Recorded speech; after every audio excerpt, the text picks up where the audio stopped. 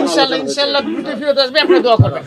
আমি স্যারের সাথে 3 বছর একসাথে চাকরি করছি, স্যারের আন্ডারে আমি চাকরি করছি এবং তার সাথে আমার অনেক আগে থেকে একটা পরিচয়।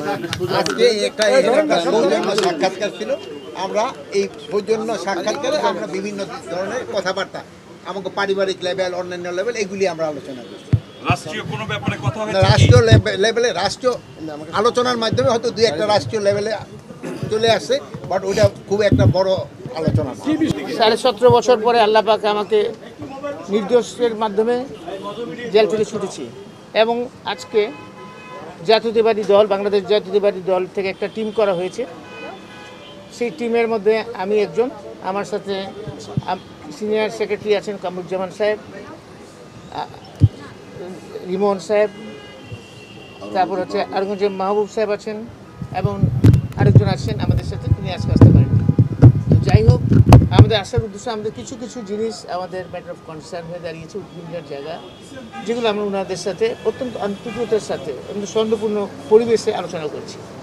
সেই সৌন্দর্যপূর্ণ আলোচনার মধ্যে আমরা আসছি বিশেষ করে বর্তমান ইন্টারিম গভর্নমেন্ট, মাননীয় প্রধান উপদেষ্টা এবং বর্তমান সরকারকে সাহায্য করার, সেই সাহায্য হিসাবে যেগুলো কনসার্ন করে আমরা সেইগুলো আমরা ওনাদেরকে আমাদের ব্যক্ত করছি। অন্যরাও একই জায়গায় একমত পোষণ করছেন।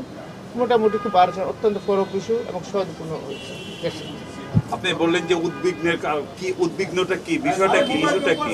স্যার ক্যামেরায় বলেন।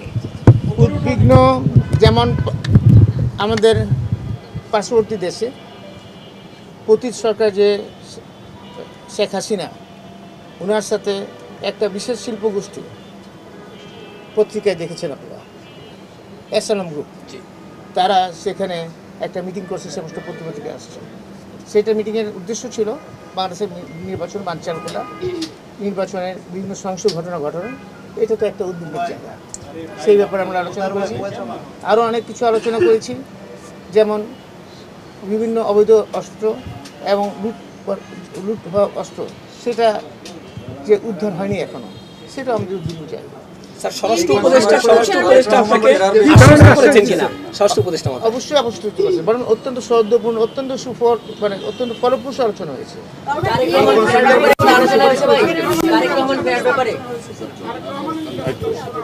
আরেকটা জিনিস আমি বলছি, না আলোচনা হয়েছে একটা ব্যাপার আমরা কনসার্ন করছি, যেটা খুব রিসেন্টলি এএসআই নিয়োগটা হচ্ছে।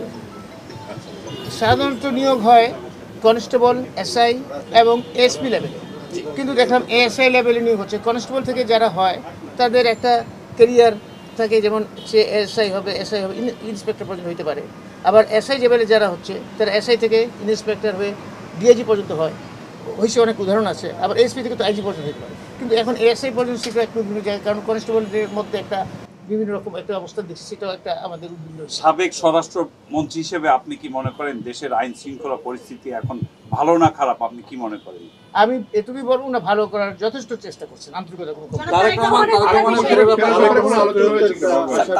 ইনশাআল্লাহ ইনশাআল্লাহ দ্রুত ফিরত আসবে, আপনারা দোয়া করবেন। আল্লাহ।